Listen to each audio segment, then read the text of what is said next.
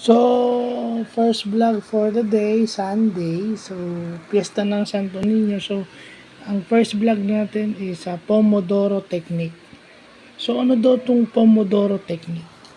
So, itong Pomodoro Technique na na-invento ni Francesco Cirillo, isang Italian. No? Na-invento to ni Francesco Cirillo na meron kang 25 minutes of focus work. Pero every interval meron kang 5-minute break. Pero yung habang tumatagal yung work mo, na-extend beyond 25 minutes, meron kang 15 to 30 minutes break o interval between that.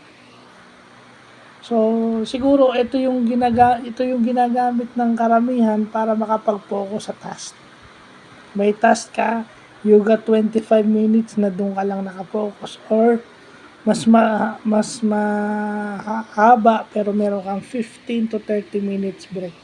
Depende. So, yun yung Pomodoro technique. So, again, another management time management, this time management naman tayo, kasi minsan ng mga tao o yung typical worker ay hirapan mag-focus sa isang task. Dahil ganun yung inaano nila minsan eh. Yun yung inaano nila minsan na mahirap yung task, sila makapag-focus o yan.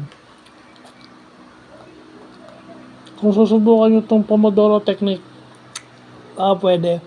Pomodoro is a plural word for tomato.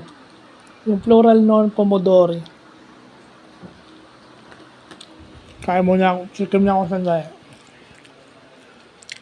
So, yun lang po.